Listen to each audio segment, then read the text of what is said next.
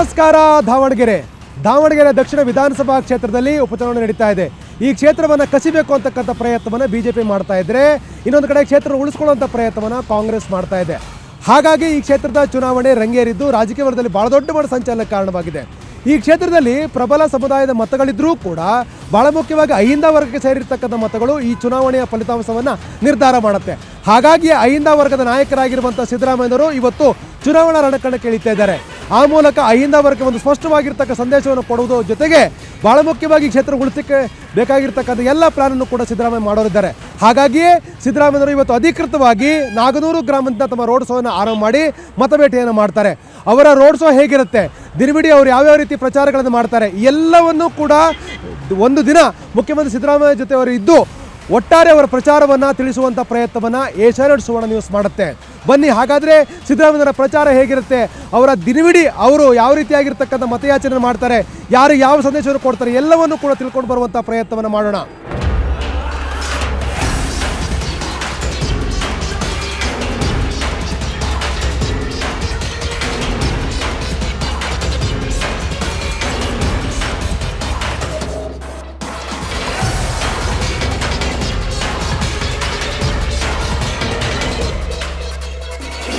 ರಾಜ್ಯದ 2 ಕ್ಷೇತ್ರಗಳಲ್ಲಿ ನಡೆಯುತ್ತಿರುವ ಉಪಚುನಾವಣೆಯ ಫಲಿತಾಂಶ ಕೇವಲ ಜನಾದೇಶವಾಗಿ ಉಳಿದಿಲ್ಲ. ಅದೊಂದು ರಾಜ್ಯದ ಚುಕ್ಕಾಣಿ ಹಿಡಿದ ನಾಯಕರ ರಾಜಕೀಯ ಭವಿಷ್ಯವನ್ನ ನಿರ್ಧರಿಸಬಲ್ಲ ಚುನಾವಣೆ ಅಂತ ವಿಶ್ಲೇಷಿಸಲಾಗ್ತಿದೆ. ಹೀಗಾಗಿ ಈ ಬಾರಿ ದಾವಣಗೆರೆ ಮತ್ತು ಬಾಗಲಕೋಟೆಯಲ್ಲಿ ಹೊರಹೊಮ್ಮುವ ಫಲಿತಾಂಶ ಕಾಂಗ್ರೆಸ್ ಪಾಳೆಯಕ್ಕೆ ಭಾರೀ ಅಬ್ಬರದಲ್ಲೇ ಅಪ್ಪಳಿಸಲಿದೆ. ಇದರ ಪರಿಣಾಮ ಹೇಗಿರಲಿದೆ ಅನ್ನೋ ಕೌತುಕದ ಮಧ್ಯೆಯೇ ಚುನಾವಣಾ ರಣಕಣಕ್ಕೆ ಸಿಎಂ ಸಿದ್ದರಾಮಯ್ಯ ಎಂಟ್ರಿ ಆಗಿದೆ. ಬಾಗಲಕೋಟೆ, ದಾವಣಗೆರೆಯಲ್ಲಿ ಅಬ್ಬರದ ಪ್ರಚಾರ ಮಾಡ್ತಾ ಇರುವ ಸಿಎಂ ಸಿದ್ದರಾಮಯ್ಯಗೆ ಈ ಫಲಿತಾಂಶ ಬಹಳ ಪ್ರಮುಖವಾಗಿರೋದು. ಸಿಎಂ ಸಿದ್ದರಾಮಯ್ಯರನ್ನ ಬೆಂಬಲಿಸುವ ವರ್ಗವೇ ನಿರ್ಣಾಯಕವಾಗಿರುವ ಈ 2 ಕ್ಷೇತ್ರಗಳಲ್ಲಿ ಸಿಎಂ ನಡೆಸುವ ಅಬ್ಬರದ ಪ್ರಚಾರ ರಾಜಕೀಯ ಭವಿಷ್ಯವನ್ನ ನಿರ್ಧರಿಸಲಿದೆಯಾ? ಈ ಬಗ್ಗೆ ನಡೀತಾ ಇರುವ 10 ಚರ್ಚೆಯ ಮಧ್ಯೆಯೇ ಸಿಎಂ ಸಿದ್ದರಾಮಯ್ಯ ದಾವಣಗೆರೆಯಲ್ಲಿ ಪ್ರಚಾರದ ಕಣಕ್ಕೆ ಧುಮುಕುತ್ತಿದ್ದಾರೆ. ಪ್ರತಿಷ್ಠಿತ ದಾವಣಗೆರೆ ದಕ್ಷಿಣ ವಿಧಾನಸಭಾ ಕ್ಷೇತ್ರದ ಪ್ರಚಾರಕ್ಕೆ ಮುಖ್ಯಮಂತ್ರಿ ಸಿದ್ದರಾಮಯ್ಯ ಧುಮುಕಿದ್ದಾರೆ. ಅಧಿಕೃತವಾಗಿ ಅವರು ಇವತ್ತಿಂದ ಪ್ರಚಾರವನ್ನು ಆರಂಭಿಸ್ತಾ ಇರತಕ್ಕಂಥ ಹಿನ್ನೆಲೆಯಲ್ಲಿ ಅಹಿಂದ ವರ್ಗಗಳನ್ನು ದೃಷ್ಟಿಯಲ್ಲಿಟ್ಟುಕೊಂಡು ಅವರ ಪ್ರಚಾರ ಮುಂದುವರೆದ. ಹಾಗಾಗಿ ಈಗ ನಾವು ಗಮನಿಸಬಹುದು, ಮುಖ್ಯಮಂತ್ರಿ ಸಿದ್ದರಾಮಯ್ಯ ಅಧಿಕೃತವಾಗಿ ಈಗ ದಾವಣಗೆರೆಗೆ ಆಗಮಿಸಿದ್ದಾರೆ. ದಾವಣಗೆರೆಯಲ್ಲಿ ಅವರು 2 ದಿನಗಳ ಕಾಲ ಅಧಿಕೃತವಾಗಿರ್ತಕ್ಕಂಥ ಪ್ರಚಾರವನ್ನು ಮಾಡ್ತಾ ಇದ್ದಾರೆ. ಹಾಗಾಗಿ ಮುಖ್ಯಮಂತ್ರಿ ಸಿದ್ದರಾಮಯ್ಯವರು ಈಗ ದಾವಣಗೆರೆಗೆ ಬಂದು ಇಳಿತಾ ಇರೋದನ್ನು ಗಮನಿಸಬಹುದು. ಇವತ್ತು ಹಳ್ಳಿಗಳಲ್ಲಿ ಬಹಳ ಪ್ರಮುಖವಾಗಿ ದಾವಣಗೆರೆ ದಕ್ಷಿಣ ವಿಧಾನಸಭಾ ಕ್ಷೇತ್ರದ ಹಳ್ಳಿಗಳಲ್ಲಿ ಅವರು ಪ್ರಚಾರವನ್ನು ಮಾಡ್ತಾರೆ. 2 ದಿನಗಳ ಏನು ದಾವಣಗೆರೆಯ ಏನು ಪ್ರಚಾರ ಇದೆ, ನಿಜವಾಗ್ಲೂ ಕೂಡ ಕಾಂಗ್ರೆಸ್ಗೆ ದೊಡ್ಡ ಮಟ್ಟದ ಯಶಸ್ಸನ್ನು ತಂದುಕೊಡಬಹುದು ಅಂತಕ್ಕಂಥ ಹಿನ್ನೆಲೆಯಲ್ಲಿ ಅವರ ಅಧಿಕೃತವಾಗಿರ್ತಕ್ಕಂಥ ಪ್ರವಾಸದ ಬಗ್ಗೆ ಸಹಜವಾಗಿರ್ತಕ್ಕಂಥ ಕುತೂಹಲ ಉಂಟಾಗಿರುವಂಥದ್ದು ನಾವು ಗಮನಿಸಬಹುದು. ಮುಖ್ಯಮಂತ್ರಿ ಸಿದ್ದರಾಮಯ್ಯವರು ಅಧಿಕೃತವಾಗಿ ಈಗ ದಾವಣಗೆರೆ ಎಂಟ್ರಿ ಹೊಡೆದಿದ್ದಾರೆ. ಮುಖ್ಯಮಂತ್ರಿಗಳ ಇವತ್ತಿನ ಅಧಿಕೃತವಾಗಿರ್ತಕ್ಕಂಥ ಪ್ರಚಾರ ಕಣದ ಅವರ ಏನು ಎಂಟ್ರಿ ಏನಿದೆ, ನಿಜವಾಗ್ಲೂ ಕೂಡ ಕಾಂಗ್ರೆಸ್ ಪಾರ್ಟಿಗೆ ಒಂದು ದೊಡ್ಡ ಮಟ್ಟದ ಶಕ್ತಿಯನ್ನು ತಂದುಕೊಡುತ್ತಾ, ಅಥವಾ ಅವರು ಯಾವ ಒಂದು ವಿಚಾರ ಇಟ್ಕೊಂಡು ಯಾವ ಸಂದೇಶ ಕೊಡಬೇಕು ಅನ್ನೋ ಒಂದು ಲೆಕ್ಕಾಚಾರ ಇಟ್ಕೊಂಡು ಪ್ರಚಾರ ಮಾಡ್ತೀವಿ, ಎಲ್ಲವನ್ನೂ ಕೂಡ ತಿಳ್ಕೊಂಡು ಬರುವಂಥ ಪ್ರಯತ್ನವನ್ನು ನಾವೀಗ ಮಾಡೋಣ. ಮುಖ್ಯಮಂತ್ರಿ ಸಿದ್ದರಾಮಯ್ಯ ಅಧಿಕೃತವಾಗಿ ಈಗ ದಾವಣಗೆರೆಗೆ ಬಂದು ಇಳಿದಿರ್ತಕ್ಕಂಥ ನಾವು ಗಮನಿಸಬಹುದಾಗಿದೆ.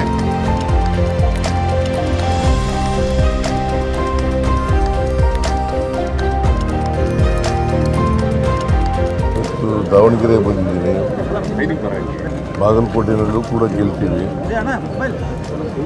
ಅಲ್ಲಿ ಮೇಟಿಯವರು ನಿಧನರಾಗಿದ್ದರು, HY ಮೇಟಿಯವರು. ಅದನ್ನು ಭರ್ತಿ ಮಾಡಲಿಕ್ಕೆ ಉಪಚುನಾವಣೆ ನಡೀತಾ ಇದೆ. ಇಲ್ಲಿ ಶಾಬನೂರು ಶಿವಶಂಕರಪ್ಪನವರು ನಿಧನರಾಗಿದ್ದರು. ಅವರ ಜಾಗಕ್ಕೆ ಅವರ ಮೊಮ್ಮಗ ಸಮರ್ಥ್ ಅವರನ್ನು ಅಭ್ಯರ್ಥಿಯನ್ನು ಮಾಡಿದ್ದೀವಿ. 2 ಕಡೆ ದೊಡ್ಡ ಅಂತರದಿಂದ ಗೆಲ್ತೀವಿ ಅಂತಕ್ಕಂಥ ವಿಶ್ವಾಸ ಇದೆ ನನಗೆ. ದಾವಣಗೆರೆ ದಕ್ಷಿಣ ಕ್ಷೇತ್ರದಲ್ಲಿ ಅಹಿಂದ ವರ್ಗದ ಮತದಾರರು ನಿರ್ಣಾಯಕ ಆಗಿರೋದ್ರಿಂದ ಅವರನ್ನು ರೀಚ್ ಆಗಲು ಸಿಎಂ ಸಿದ್ದರಾಮಯ್ಯ ಪ್ಲಾನ್ ಮಾಡಿದ್ದಾರೆ. ಅದಕ್ಕಾಗಿ ಅಹಿಂದ ವರ್ಗದವರು ಹೆಚ್ಚಾಗಿರುವ ಹಳ್ಳಿಗಳಲ್ಲಿ ರೋಡ್ ಶೋ ಮಾಡಲು ಮುಂದಾಗಿದ್ದಾರೆ. ಈಗ ಪತ್ರಿಕಾಗೋಷ್ಠಿ ನಡೆಸಿರುವ ಸಿದ್ದರಾಮಯ್ಯ ರೋಡ್ ಶೋ ಮಾಡಲು ಸಿದ್ಧ ಆಗಿದ್ದಾರೆ. ನಾಗನೂರು ಗ್ರಾಮದಿಂದ ಆರಂಭಗೊಳ್ಳುವ ರೋಡ್ ಶೋ ಮುಖ್ಯವಾಗಿ ಅಹಿಂದ ವರ್ಗದವರು ಹೆಚ್ಚಿರುವ ಗ್ರಾಮಗಳತ್ತ ಸಾಗಲಿದೆ. ನಾಗನೂರು, ಶರ್ಮಗೊಂಡನಹಳ್ಳಿ, ತುರ್ಚಘಟ್ಟ ಕ್ಯಾಂಪ್, ಹದಡಿ ಗ್ರಾಮಗಳಲ್ಲಿ ಸಿಎಂ ರೋಡ್ ಶೋ ನಡೆಯಲಿದೆ. ಕುರುಬ, ಅಲ್ಪಸಂಖ್ಯಾತರು, ಗಂಗಾ ಮತಸ್ಥರು ಮತ್ತು ನಾಯಕ ಸಮುದಾಯದ ಮತಗಳು ಇರುವ ಗ್ರಾಮಗಳತ್ತ ಸಿಎಂ ಸಿದ್ದರಾಮಯ್ಯ ಮುಖ ಮಾಡಿದ್ದಾರೆ.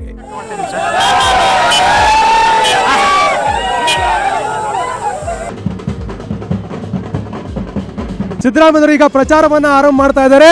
ವಿವಿಧ ಗ್ರಾಮಗಳಲ್ಲಿ ಇವತ್ತು ರೋಡ್ ಶೋ ನಡೆಸುವುದರ ಮೂಲಕ ಅಧಿಕೃತವಾಗಿ ಅವರು ಮತಯಾಚನೆ ಮಾಡಲಿಕ್ಕೆ ಶುರು ಮಾಡಿದ್ದಾರೆ. ನಮ್ಮ ನಡೆ ಅಭಿವೃದ್ಧಿ ಕಡೆ ನುಡಿದಂತ ನಡೆದ ಸರ್ಕಾರ, ಈ ಜನಪ್ರಿಯ ಮುಖ್ಯಮಂತ್ರಿಗಳು ನಿಮ್ಮ ಹಳ್ಳಿಗೆ ಆಗಮಿಸಿದ್ದಾರೆ. ಅವರಿಗೆ ಕಾಂಗ್ರೆಸ್ ಪಕ್ಷದ ಮತ್ತೆ ಎಲ್ಲಾ ಸಮಾಜದ ವತಿಯಿಂದ ಎಲ್ಲಾ ನಾಗರಿಕರ ವತಿಯಿಂದ ಸ್ವಾಗತವನ್ನು ಬಯಸ್ತೇವೆ. ದಾವಣಗೆರೆ ದಕ್ಷಿಣ ಕ್ಷೇತ್ರವನ್ನ ಮತ್ತೊಮ್ಮೆ ಉಳಿಸಿಕೊಳ್ಳಬೇಕು ಅಂತಕ್ಕಂಥ ನಿಟ್ಟಿನಲ್ಲಿ ಪ್ರಯತ್ನ ಮಾಡ್ತಾ ಇರ್ತಕ್ಕಂಥ ಮುಖ್ಯಮಂತ್ರಿ ಸಿದ್ದರಾಮಯ್ಯವರು ಅಧಿಕೃತವಾಗಿ ಪ್ರಚಾರದ ಕಣಕ್ಕೆ ಧುಮುಕಿದ್ದಾರೆ. ಹಾಗಾಗಿ ರೋಡ್ ಶೋ ಮೂಲಕ ಮತಯಾಚನೆಯನ್ನು ಅವರೀಗ ಮಾಡ್ತಾ ಇರೋದನ್ನು ಗಮನಿಸಬಹುದು. ಈಗಾಗಲೇ ಸಮರ್ಥ್ ಸೇರಿದಾಗೆ ಪ್ರಮುಖ ಎಲ್ಲ ನಾಯಕರು ಕೂಡ ಇವತ್ತಿನ ರೋಡ್ ಶೋದಲ್ಲಿ ಭಾಗವಹಿಸಿದ್ದಾರೆ. ಸಮರ್ಥ್ ಅವರಿಗೆ ಮತಯಾಚನೆ ಮಾಡೋದ್ರ ಮೂಲಕ ಮುಖ್ಯಮಂತ್ರಿಗಳು ವಿವಿಧ ಗ್ರಾಮಗಳಲ್ಲಿ ರೋಡ್ ಶೋಗಳನ್ನು ಮುಂದುವರಿಸಿದ್ದಾರೆ. ಮಲ್ಲಿಕಾರ್ಜುನ್ ಅವರು ಅಂದರೆ ಸಚಿವರು ಆಗಿರ್ತಕ್ಕಂಥ ಮಲ್ಲಿಕಾರ್ಜುನ್ ಅವರು ಈಗಾಗಲೇ ಅವರನ್ನ ಡ್ರೈವ್ ಮಾಡಿಕೊಂಡು ಮುಖ್ಯಮಂತ್ರಿ ಸಿದ್ದರಾಮಯ್ಯವ್ರನ್ನ ಕರೆದುಕೊಂಡು ಹೋಗ್ತಾ ಇದ್ದಾರೆ. ಯಾಕೆಂದರೆ ಕ್ಯಾಬಿನೆಟ್ ದರ್ಜೆಯ ಸಚಿವರಾಗಿರ್ತಕ್ಕಂಥ ಮಲ್ಲಿಕಾರ್ಜುನ್ ಅವರ ಮಗನಿಗೆ ಈ ಬಾರಿ ಟಿಕೆಟ್ ಕೊಟ್ಟಿರ್ತಕ್ಕಂಥ ಹಿನ್ನೆಲೆಯಲ್ಲಿ ಈ ಕ್ಷೇತ್ರ ಅತ್ಯಂತ ಗಮನವನ್ನು ಸೆಳೆದಿದೆ. ಹಾಗಾಗಿ ಮುಖ್ಯಮಂತ್ರಿಗಳನ್ನ ಮಲ್ಲಿಕಾರ್ಜುನ ಸ್ವತಃ ಕರೆದುಕೊಂಡು ಹೋಗಿ ರೋಡ್ ಶೋ ಮೂಲಕ ಭಾಗಿಯಾಗಿರ್ತಕ್ಕಂಥ ಗಮನಿಸಬಹುದಾಗಿದೆ. ಮುಖ್ಯಮಂತ್ರಿ ಸಿದ್ದರಾಮಯ್ಯ ಅವರಿಗೆ ಸಚಿವ ಮಲ್ಲಿಕಾರ್ಜುನ್ ಅಭ್ಯರ್ಥಿ ಸಮರ್ಥ್ ಸಾಥ್ ನೀಡಿದ್ದಾರೆ. ಎಷ್ಟರ ಮಟ್ಟಿಗೆ ಅಂದ್ರೆ ಸ್ವತಃ ಸಚಿವ ಮಲ್ಲಿಕಾರ್ಜುನ್ ಅವರೇ ಸಿಎಂ ಅವರನ್ನು ಕಾರಿನಲ್ಲಿ ಡ್ರೈವ್ ಮಾಡಿಕೊಂಡು ಹೋಗ್ತಿದ್ದಾರೆ. ರೋಡ್ ಶೋ ಉತ್ತಮವಾಗಿ ನಡೆಯುತ್ತಿರೋದು ಮತ್ತು ತಮ್ಮ ಪ್ರಚಾರದ ಕುರಿತು ಸಿಎಂ ಸಿದ್ದರಾಮಯ್ಯ ಅವರು ಏಷ್ಯಾನೆಟ್ ಸುವರ್ಣ ನ್ಯೂಸ್ಗೆ ಮಾತಾಡಿದ್ರು. ಸರ್, ಪ್ರಚಾರ ಹೇಗೆ ಅನಿಸ್ತದೆ ಸರ್? ಬಹಳ ಪ್ರಮುಖವಾಗಿರ್ತಕ್ಕಂಥ ವಿಧಾನಸಭಾ ಕ್ಷೇತ್ರದ್ದು ಈ ಫಲಿತಾಂಶ ಅತ್ಯಂತ ಪ್ರಮುಖವಾಗಿರ್ತಕ್ಕಂಥ ಸರ್. ಫಲಿತಾಂಶದಿಂದ ಸರ್ಕಾರ ಬದಲಾವಣೆಗಳೇನಾಗಲ್ಲ ಸರ್. ಇದು ಈ ಕ್ಷೇತ್ರ ಬಡವ ಮತ್ತು ಶ್ರೀಮಂತರ ಚುನಾವಣೆ ಅಂತಕ್ಕಂಥ ಮಾತುಗಳು ಕೂಡ ಕೇಳಿ ಬರ್ತಾ ಇದೆ ಸರ್. ಕ್ಷೇತ್ರದ ಬಡವ ಮತ್ತು ಶ್ರೀಮಂತರ ಚುನಾವಣೆ. ಕಾಂಗ್ರೆಸ್ ಪಕ್ಷ ಬಡವರ ಪರವಾಗಿರೋ ಪಕ್ಷ. ಓಕೆ, ಈ ಚುನಾವಣೆಯಲ್ಲಿ ಯಾವ ವಿಚಾರಗಳು ಬಹಳ ಪ್ರಮುಖ ಪ್ರಸ್ತಾಪ ಆಗ್ಬೋದು ಸರ್? ನಮ್ಮ 5 ಗ್ಯಾರಂಟಿ ಯೋಜನೆಗಳು ಮತ್ತು ನಮ್ಮ ಸಿದ್ಧಾಂತ ಕಾರ್ಯಕ್ರಮಗಳು ವರ್ಸಸ್ ಬಿಜೆಪಿಯವರು ಅಂಬಾನಿ ಅದಾನಿಯವರಿಗೆ ಮಾಡ್ತಕ್ಕಂಥ ಕಾರ್ಪೊರೇಟ್ ಬಾಡಿಗಳಿಗೆ ಮಾಡ್ತಕ್ಕಂಥ ಕೆಲಸಗಳು. ಸೊ ಇವು ಬಹಳ ಮುಖ್ಯವಾಗ್ತದೆ. ಈ ಚುನಾವಣೆಯಲ್ಲಿ ಬಹಳ ಪ್ರಮುಖವಾಗಿ ರಾಜ್ಯ ಸರ್ಕಾರ ಸಾಲ ಮಾಡಿದೆ, ಈ ಸರ್ಕಾರ ಅಭಿವೃದ್ಧಿ ಮಾಡ್ತಾ ಇಲ್ಲ ಅಂತಕ್ಕಂಥ ಆರೋಪಗಳನ್ನು ಮಾಡಿ ಪ್ರಚಾರ ಮಾಡ್ತಾ ಇದ್ದಾರೆ. ಅದು ಅಪಪ್ರಚಾರ ಮಾಡ್ತಾ ಇರ್ತಕ್ಕಂಥದ್ದು. ರಾಜ್ಯ ಸರ್ಕಾರ ಸಾಲ ಮಾಡಿಲ್ಲ. ಸಾಲ ಮಾಡದೆ ಯಾವ ರಾಜ್ಯನೂ ಕೂಡ ಅಭಿವೃದ್ಧಿ ಮಾಡಲಿಕ್ಕೆ ಸಾಧ್ಯ ಇಲ್ಲ. ಅದರಿಂದ ನಾವು ಸಾಲ ಮಾಡಿರ್ತಕ್ಕಂಥದ್ದು ಫಿಸ್ಕಲ್ ರೆಸ್ಪಾನ್ಸಿಬಿಲಿಟಿ ಆಕ್ಟ್ ಏನು ಹೇಳಿದೆ ಅದ್ರೊಳಗಡೆನೆ ಮಾಡಿದ್ದೀವಿ. ಇನ್ನೊಂದು ಸರ್, ಈ ಚುನಾವಣೆಯಲ್ಲಿ ಬಹಳ ಸುಲಭವಾಗಿ ಗೆಲ್ಲಬಹುದಂತ ಕ್ಷೇತ್ರ ಆಗಿತ್ತು. ಏನಂತಾರೆ ಗೊಂದಲಗಳು ಮಾಡ್ಕೊಂಡ್ರಿ ಅಂತ ಅನ್ಸ್ತಲ್ಲ? ಈ ಗೊಂದಲ ಏನಿಲ್ಲ, ಈಗಲೂ ಕೂಡ ಗೆಲ್ತಾರೆ. ಇದೊಂದು ಮುಸ್ಲಿಂ ಸಮುದಾಯದ ದೊಡ್ಡ ಸಂಖ್ಯೆಯಲ್ಲಿ ಇರ್ತಕ್ಕಂಥದ್ದು. ಅವರೆಲ್ಲ ಒಂದ್ ಕಡೆ ಮುನ್ಸ್ಕೊಂಡಿದ್ದಾರೆ. ಅವ್ರ ಬೇಸರ ಟಿಕೆಟ್ ಕೇಳಿದ್ರು. ಕಾಂಗ್ರೆಸ್ಗೆ ಓಟ್ ಹಾಕೋದು. ಹಾಂ ಸರ್, ಮುಸ್ಲಿಂ ಸಮುದಾಯ ಎಲ್ಲ ಕಾಂಗ್ರೆಸ್ಗೆ ಓಟ್ ಹಾಕೋದು. Okay, thank you sir, good luck sir. ಬಹಳ ಪ್ರಮುಖವಾಗಿ ಇದು ಬಡವ ಶ್ರೀಮಂತ ಚುನಾವಣೆ ಅಲ್ಲ, ನಮ್ಮ ಗ್ಯಾರಂಟಿಗಳನ್ನು ಕೈ ಹಿಡಿಯುತ್ತೆ ಅಂತಕ್ಕಂಥ ವಿಶ್ವಾಸ ಮಾತುಗಳನ್ನ ಮುಖ್ಯಮಂತ್ರಿ ಸಿದ್ದರಾಮಯ್ಯ ಹೇಳ್ತಿದ್ರೆ, ಆ ಮೂಲಕ ಅವರ ಪ್ರಚಾರವನ್ನು ಕೂಡ ಇನ್ನೂ ಕೂಡ ಮುಂದುವರಿಸಿದ್ದಾರೆ.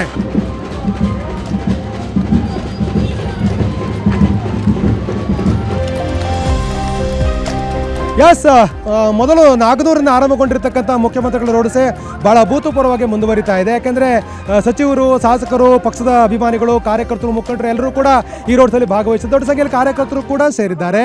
ಯಾಕೆಂತಂದರೆ ಇಲ್ಲಿ ಬಹಳ ಪ್ರಮುಖವಾಗಿ ಈ ಮುಖ್ಯಮಂತ್ರಿಗಳ ರೋಡ್ ಶೋ ನಡೀತಿರ್ತಕ್ಕಂಥದ್ದು ಈ ಹಿಂದುಳಿದ ವರ್ಗಗಳಿಗೆ ಸೇರಿರ್ತಕ್ಕಂಥ ಮತದಾರ ಹೆಚ್ಚಿರ್ತಕ್ಕಂಥ ಏನು ಒಂದು ಗ್ರಾಮಗಳಲ್ಲಿ ನಾಗನೂರು ಆರಂಭಗೊಂಡಿರ್ತಕ್ಕಂಥ ಏನು ರೋಡ್ ಶೋ ಈಗ 2ನೇ ಹಂತದ್ದು ಮುಂದುವರೆದಿದೆ. ನಾವು 2ನೇ ಹಂತದ ಆರಂಭದಲ್ಲಿದ್ದೇವೆ. ನಾಗನೂರಿಂದ ಅವರು ಪ್ರಚಾರವನ್ನು ಶುರು ಮಾಡಿದ್ದಾರೆ.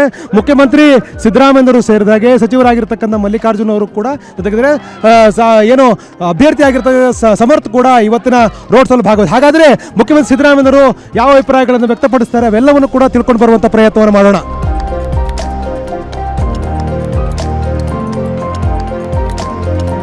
ಶಿವಶಂಕರಪ್ಪನವರು ಇದರಿಂದ ಅವರ ಮೊಮ್ಮಗನನ್ನೇ ಅಭ್ಯರ್ಥಿಯನ್ನಾಗಿ ಮಾಡಿದೆ.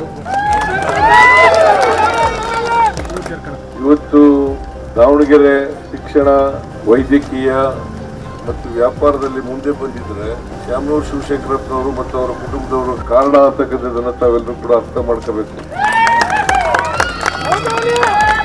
ಬಿಜೆಪಿಯವರು 2019ರಿಂದ 23ರವರೆಗೆ 4 ವರ್ಷ ಅಧಿಕಾರದಲ್ಲಿದ್ದರು. ಅವರೆಲ್ಲ ಹೇಳ್ತಾ ಇದ್ರು ಡಬಲ್ ಇಂಜಿನ್ ಸರ್ಕಾರ ಇದ್ರೆ ರಾಜ್ಯದಲ್ಲಿ ಅಭಿವೃದ್ಧಿ ಮಾಡ್ತೇವೆ ಅಂತಕ್ಕಂಥ ಮಾತುಗಳನ್ನ ಹೇಳ್ತಾ ಇದೆ. ಕೇಂದ್ರದಲ್ಲಿ ನರೇಂದ್ರ ಮೋದಿ ಅವರ ಸರ್ಕಾರ ಇತ್ತು, ಇಲ್ಲಿ ಬಿಜೆಪಿ ಸರ್ಕಾರ. ಆದ್ರೆ ಏನೂ ಮಾಡಲಿಲ್ಲ. ಅವರು 4 ವರ್ಷದಲ್ಲಿ ಏನು ಮಾಡಲಿಲ್ಲ. ಮತ್ತೆ ಅವರು ನುಡಿದಂತೆ ನಡೀತಕ್ಕಂಥವ್ರಲ್ಲ. ಆದ್ರೆ ಕಾಂಗ್ರೆಸ್ ಪಕ್ಷ ನುಡಿದಂತೆ ನಡೀತಕ್ಕಂಥ ಪಕ್ಷ. ಏನ್ ಜನರಿಗೆ ಮಾತು ಕೊಟ್ಟಿರ್ತೀವಿ ಆ ಮಾತನ್ನ ಎಷ್ಟೇ ಕಷ್ಟ ಆದ್ರೂ ಕೂಡ ಈಡೇರಿಸತಕ್ಕಂಥ ಪಕ್ಷ ಕಾಂಗ್ರೆಸ್ ಪಕ್ಷ. ನಾವು ಕೊಟ್ಟಿರ್ತಕ್ಕಂಥ ಅನೇಕ ಭರವಸೆಗಳನ್ನ ಈಡೇರಿಸಿದ್ದೀವಿ, ಜೊತೆಗೆ 5 ಗ್ಯಾರಂಟಿಗಳನ್ನ ಕೊಟ್ಟಿದ್ದು. 5 ಗ್ಯಾರಂಟಿಗಳನ್ನು ಕೂಡ ಜಾರಿ ಮಾಡಿದ್ದೀವಿ.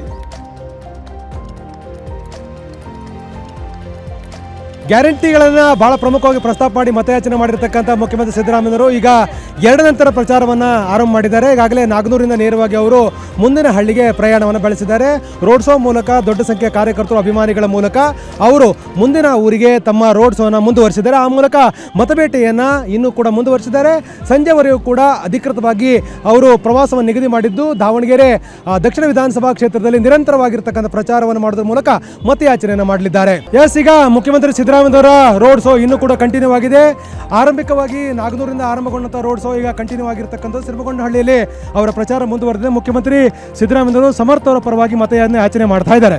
ಬಹಳ ಮುಖ್ಯವಾಗಿ ಸಚಿವರಾಗಿರ್ತಕ್ಕಂಥ ಮಲ್ಲಿಕಾರ್ಜುನ್ ಸೇರಿದ ಹಾಗೆ ಸಿರಮಗೊಂಡನಹಳ್ಳಿಯ ಮುಖಂಡರುಗಳು, ಕಾರ್ಯಕರ್ತರು ಮತ್ತು ಬಹಳ ಪ್ರಮುಖವಾಗಿ ಗ್ರಾಮಸ್ಥರನ್ನ ಉದ್ದೇಶಿಸಿ ಮುಖ್ಯಮಂತ್ರಿ ಸಿದ್ದರಾಮಯ್ಯವರು ಮತಯಾಚನೆಯನ್ನು ಮಾಡ್ತಾ ಇದ್ದಾರೆ. ಅವರು ಬಹಳ ಪ್ರಮುಖವಾಗಿ ಗ್ಯಾರಂಟಿ ಯೋಜನೆಗಳ ಬಗ್ಗೆ ಪ್ರಸ್ತಾಪ ಮಾಡೋದ್ರ ಮೂಲಕ ಶಾಮನೂರು ಶಿವಶಂಕರಪ್ಪನವರ ಉತ್ತಮ ಉತ್ತರಾಧಿಕಾರಿಯಾಗಿ ಸಮರ್ಥ ಅವರನ್ನ ಆಯ್ಕೆ ಮಾಡ್ತಕ್ಕಂಥ ಅಗತ್ಯ, ನೀವು ಒಂದೊಮ್ಮೆನಾದರೂ ಕೂಡ ಅವ್ರನ್ನ ಆಯ್ಕೆ ಮಾಡಿದ ನನ್ನ ಸರ್ಕಾರಕ್ಕೆ ಬಲ ಬರುತ್ತೆ, ನನಗೆ ಬಲ ಬರುತ್ತೆ ಅಂತಕ್ಕಂಥ ಮಾತನ್ನ ಹೇಳ್ತಾ ಇದ್ದಾರೆ.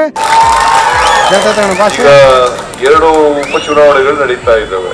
ಕಾಂಗ್ರೆಸ್ನಲ್ಲಿ ಯಾವಾಗಲೂ ಕೂಡ ಯಾರಾದರೂ ಸತ್ತೋದ್ರೆ ಮಧ್ಯದಲ್ಲಿ ಅವ್ರ ಮಕ್ಕಳಿಗೆ ಉಪಚುನಾವಣೆಯಲ್ಲಿ ಅವ್ರ ಮನೆಯವರಿಗೆ ಕೊಡ್ತಕ್ಕಂಥದ್ದು ಪದ್ಧತಿ. ಅದರಿಂದ ಹಾಗೆ ಮಾಡ್ತಾ ಇದ್ದೀವಿ. ಅದರಿಂದ ಈ ಬಿಜೆಪಿಯವರು ಜೆಡಿಎಸ್ನವರು ಹೇಳ್ತಕ್ಕಂಥ ಮಾತುಗಳಲ್ಲಿ ಸತ್ಯಾಂಶ ಇಲ್ಲ. ರಾಜಕೀಯಕ್ಕೋಸ್ಕರ ಮಾತಾಡ್ತಕ್ಕಂಥ ವಿಚಾರಗಳು ಇವು, ಇದನ್ನ ತಿಳ್ಕೋಬೇಕಾಗ್ತದೆ.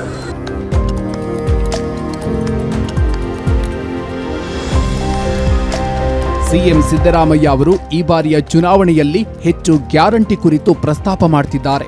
ಅಭಿವೃದ್ಧಿಯ ಜೊತೆಗೆ ಪಂಚ ಗ್ಯಾರಂಟಿಗಳು ಹಳ್ಳಿಗಳಲ್ಲಿ ಬಡವರಿಗೆ ಅನುಕೂಲ ಆಗಲಿದೆ ಅಂತ ಒತ್ತಿ ಒತ್ತಿ ಹೇಳುವ ಪ್ರಯತ್ನ ಮಾಡ್ತಿದ್ದಾರೆ. ಮಹಿಳೆಯರು ಮತ್ತು ಕಾರ್ಮಿಕರನ್ನು ಸೆಳೆಯುವ ತಂತ್ರಗಾರಿಕೆ ಇದರ ಹಿಂದಿದೆ. ಗ್ಯಾರಂಟಿಯ ಲಾಭ ಪಡೆದಿರುವ ಮತದಾರರನ್ನು ಉದ್ದೇಶಿಸಿಯೇ ಭಾಷಣ ಮುಂದುವರೆಸಿದ್ದಾರೆ. ಅನಗತ್ಯ ವಿಚಾರಗಳಿಗೆ ಬದಲು ಗ್ಯಾರಂಟಿಗಳು ಈ ಬಾರಿಯ ಉಪಚುನಾವಣೆಯಲ್ಲಿ ಕೈ ಹಿಡಿಯಬಹುದು ಅನ್ನೋದು ಸಿಎಂ ಲೆಕ್ಕಾಚಾರ. ಹೀಗಾಗಿ ರೋಡ್ ಶೋ ಉದ್ದಕ್ಕೂ ಗ್ಯಾರಂಟಿಯ ಗುಣಗಾನ ನಡೆದಿದೆ. ಪ್ರಚಾರದ ವೇಳೆ ಅಲ್ಪಸಂಖ್ಯಾತರಿಗೂ ಸಿಎಂ ಸಂದೇಶ ಕೊಟ್ಟಿದ್ದಾರೆ. ಪಕ್ಷೇತರ ಅಭ್ಯರ್ಥಿಗಳಿಗೆ ಬೆಂಬಲ ಕೊಡಬೇಡಿ, ಇದರಿಂದ ಬಿಜೆಪಿಗೆ ಅನುಕೂಲವಾಗಲಿದೆ. ಕಾಂಗ್ರೆಸ್ ಬೆಂಬಲಿಸಿ ಅಂತ ಹೇಳಿರುವ ಸಿಎಂ ಮತ ವಿಭಜನೆ ಆಗದಂತೆ ನೋಡಿಕೊಳ್ಳಬೇಕು ಅಂತ ಇಡೀ ಅಹಿಂದ ಸಮುದಾಯಕ್ಕೆ ಸಂದೇಶ ರವಾನೆ ಮಾಡಿದ್ದಾರೆ. ಸಚಿವ ಜಮೀರ್ ಬಂದು ಪ್ರಚಾರ ಮಾಡ್ತಾರೆ ಅಂತಾನು ಹೇಳಿ ಗೊಂದಲಕ್ಕೆ ತೆರೆ ಎಳೆದ್ರು.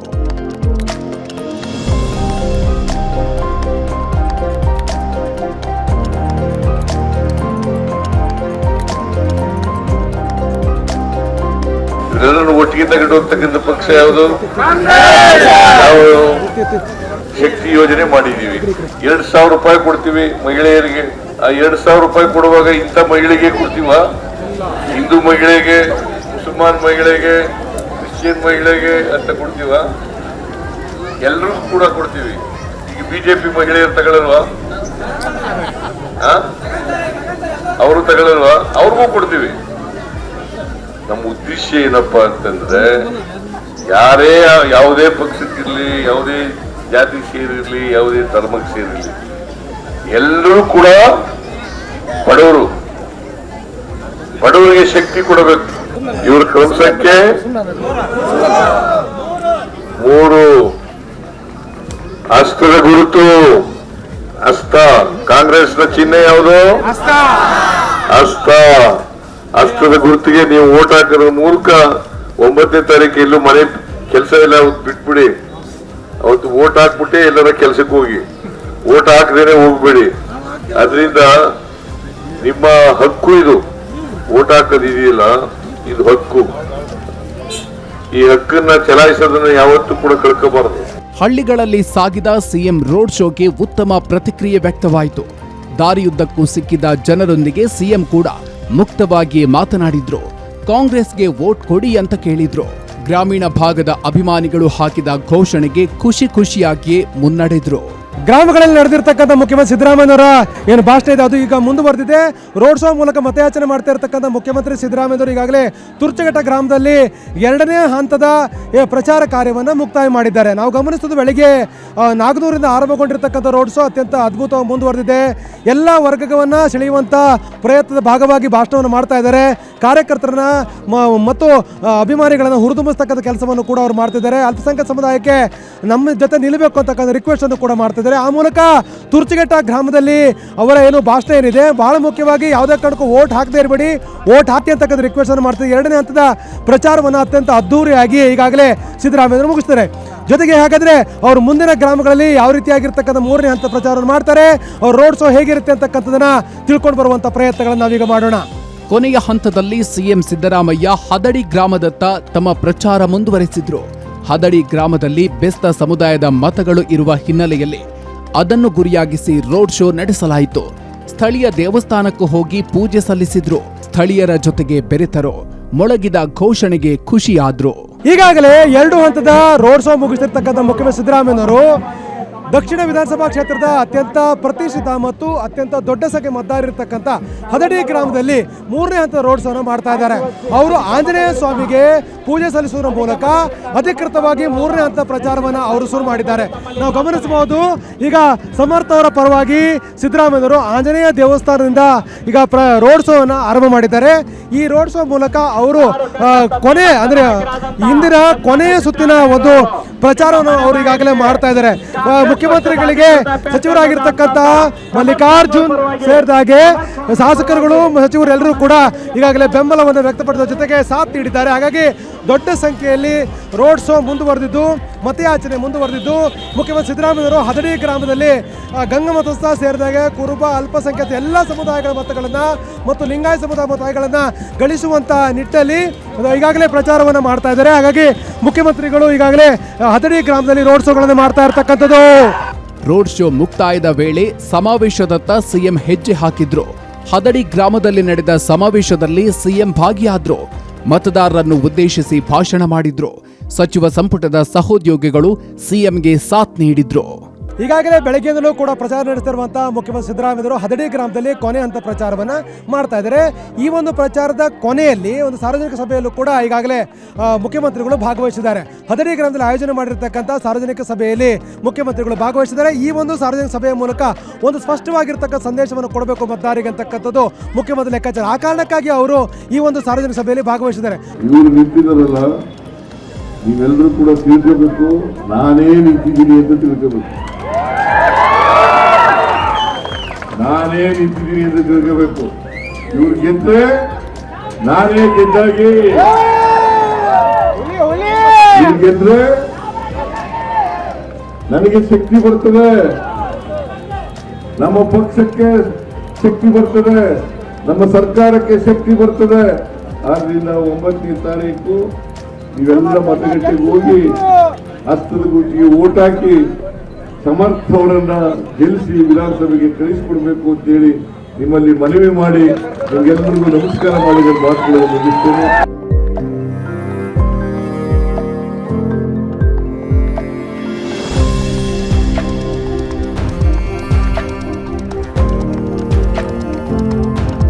ಗ್ಯಾರಂಟಿಗಳನ್ನು ಪ್ರಸ್ತಾಪ ಮಾಡೋದ್ರ ಮೂಲಕ ಗ್ಯಾರಂಟಿಗಳ ಪರವಾಗಿರ್ತಕ್ಕಂಥ ಒಂದು ಜನಾದೇಶ ನೀಡಬೇಕು ಅಂತಕ್ಕಂಥ ಒಂದು ಸಂದೇಶವನ್ನು ಕೂಡ ಕೊಟ್ಟಿದ್ದಾರೆ.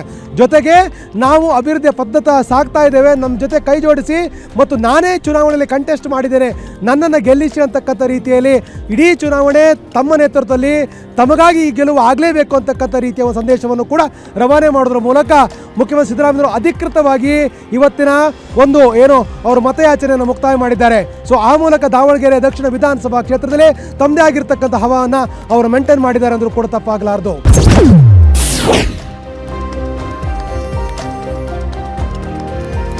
ಮುಖ್ಯಮಂತ್ರಿ ಸಿದ್ದರಾಮಯ್ಯ ಅವರಿಗೆ ದಾವಣಗೆರೆ ಕ್ಷೇತ್ರ ಎಷ್ಟು ಮುಖ್ಯವೋ ಬಾಗಲಕೋಟೆ ಕ್ಷೇತ್ರ ಕೂಡ ಸಿಎಂ ಸಿದ್ದರಾಮಯ್ಯ ಅವರಿಗೆ ಬಹಳ ಮುಖ್ಯ. ತಮ್ಮ ಆಪ್ತನ ಮಗನಿಗೆ ಟಿಕೆಟ್ ಕೊಟ್ಟಿರುವ ಹಿನ್ನೆಲೆಯಲ್ಲಿ ಕ್ಷೇತ್ರವನ್ನು ಉಳಿಸಿಕೊಳ್ಳಬೇಕಾಗಿದೆ. ಹೀಗಾಗಿಯೇ ದಾವಣಗೆರೆಗೆ ಮುನ್ನ ಬಾಗಲಕೋಟೆಯಲ್ಲೂ ಸಿಎಂ ಸಿದ್ದರಾಮಯ್ಯ ಅಬ್ಬರದ ಪ್ರಚಾರ ಮಾಡಿದ್ರು. ನಾಡಿನ ಮುಖ್ಯಮಂತ್ರಿಗಳಾಗಿರ್ತಕ್ಕಂಥ ಸಿದ್ದರಾಮಯ್ಯನವರು ಈಗಷ್ಟೇ ಸುತ್ತುಗುಂಟೆ ಗ್ರಾಮಕ್ಕೆ ಬರ್ತಾ ಇರುವಂತಹ ಒಂದು ದೃಶ್ಯವನ್ನು ಕೂಡ ನೋಡ್ತಾ ಇದ್ದೇವೆ. ಅಂದ್ರೆ ದಿನದ ಮೊದಲನೆಯ ಪ್ರಚಾರಾರ್ಥವಾಗಿ ಈಗ ಸುತ್ತುಗುಂಟೆ ಗ್ರಾಮಕ್ಕೆ ಈಗಷ್ಟೇ ಸಿದ್ದರಾಮಯ್ಯನವರು ಬಂದಿರುವಂತದ್ದು. ಹಾಗಾದ್ರೆ ಏನೆಲ್ಲ ಪ್ರಚಾರವನ್ನು ಮಾಡ್ತಾರೆ, ಯಾವ ರೀತಿ ಅದನ್ನು ಅವ್ರು ಏನೆಲ್ಲ ಮಾಡ್ತಾರೆ ಅಂತ ನಾವು ನೋಡಿ ಬರೋಣ ಬನ್ನಿ.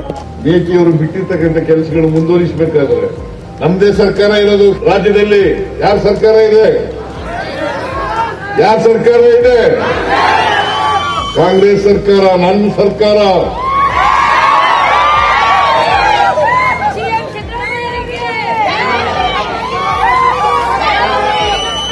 ಕರೆನ್ಸಿ ಮಟ್ಟ ಬಂದ್ರೆ ಕೆಲಸಗಳು ಆಯ್ತವ? ಉಮೇಶ್ ಭೇಟಿಗಿದ್ರೆ ಎಲ್ಲ ಕೆಲಸಗಳು ಮುಂದುವರಿಸಲಿಕ್ಕೆ ಸಾಧ್ಯ ಆಗ್ತದೆ. ಅದರಿಂದ ಯಾವ್ಯಾವ HY ಮೇಟಿಯವರು ಪ್ರಾರಂಭ ಮಾಡಿ ಬಿಟ್ಟಿದ್ದಾರೆ ಆ ಕೆಲಸಗಳೆಲ್ಲ ಮುಂದುವರಿಬೇಕಾದ್ರೆ, ಪೂರ್ಣಗೊಳ್ಳಬೇಕಾದ್ರೆ ಉಮೇಶ್ ಭೇಟಿಯವರನ್ನ ತಾವು ಆಶೀರ್ವಾದ ಮಾಡಲೇಬೇಕು. ಆಶೀರ್ವಾದ ಮಾಡ್ತೀರಿಯಲ್ವಾ? ಮಾಡ್ತೀರಾ? ನನ್ನ ಕೈ ಬಲಪಡಿಸ್ತೀರಾ? ನನ್ನ ಸರ್ಕಾರ ಶಕ್ತಿ ಕೊಡ್ತೀರಾ? ಆದ್ರಿಂದ ಉಮೇಶ್ ಭೇಟಿಯವರಿಗೆ ತಾವೆಲ್ಲ ಆಶೀರ್ವಾದ ಮಾಡಿ ವಿಧಾನಸಭೆಗೆ ಕಳಿಸಿಕೊಡ್ಬೇಕು. ಈಗಷ್ಟೇ ನಾಯನಗಿರಿ ಗ್ರಾಮದಲ್ಲಿ ಪ್ರಚಾರ ಸಭೆಯನ್ನು ಮುಗಿಸಿ ಇನ್ನೇನು ಊಟದ ಕಡೆ ತೆರಳುತ್ತಾ ಇರುವಂತಹ ದೃಶ್ಯವನ್ನು ಕೂಡ ನಾವಿಲ್ಲಿ ಕಾಣ್ತೇವೆ. ಸಾಕಷ್ಟು ಅಭಿಮಾನಿಗಳು ಕೂಡ ಬರುವುದರ ಜೊತೆಗೆ ಸಿದ್ದರಾಮಯ್ಯ ಅವರನ್ನ ಕರೆದುಕೊಂಡು ಹೋಗುವಂತ ಒಂದು ಪ್ರಯತ್ನವನ್ನು ಕೂಡ ಮಾಡ್ತಾ ಇರುವಂತದ್ದು. ಯಾಕಂದ್ರೆ ಈಗ ಮಧ್ಯ ಅವರಿಗೆ ಒಂದು ಸ್ವಲ್ಪ ರೆಸ್ಟ್ ಮಾಡ್ತಾ ಇದ್ದಾರೆ. ಇಡೀ ದಿವಸ ಪ್ರಚಾರವನ್ನು ಮಾಡುವಂತ ಸಿದ್ದರಾಮಯ್ಯನವರು ಇವತ್ತಿನ ದಿವಸ ಏನಂತಂದ್ರೆ ಈಗಷ್ಟೇ ಏನಂತಂದ್ರೆ ಊಟಕ್ಕೆ ತೆರಳುತ್ತಾ ಇರುವಂತದ್ದು. ಪ್ರಚಾರ ಮಾಡ್ತಾ ಇದ್ದಾರೆ. ಬಾಗಲಕೋಟೆಯಲ್ಲಿ ಬಿಜೆಪಿಯವರು ಏನೇ ಅಪಪ್ರಚಾರ ಮಾಡಿದ್ರು ಕೂಡ, ಏನೇ ಟೀಕೆಗಳು ಮಾಡಿದ್ರು ಕೂಡ ನಾವು ಗೆದ್ದೇ ಗೆಲ್ತೀವಿ.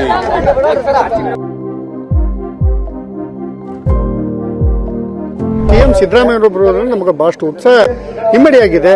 ಈ ಕಾರಣದಿಂದ ಏನಂತಂದ್ರೆ ನಮ್ಮ ಅಭ್ಯರ್ಥಿ ಉಮೇಶ್ ಭೇಟಿ ಗೆದ್ದೇ ಗೆಲ್ತಾರೆ ಅನ್ನೋ ವಿಶ್ವಾಸವನ್ನ ಅವರು ವ್ಯಕ್ತಪಡಿಸಿರುವಂತದ್ದು.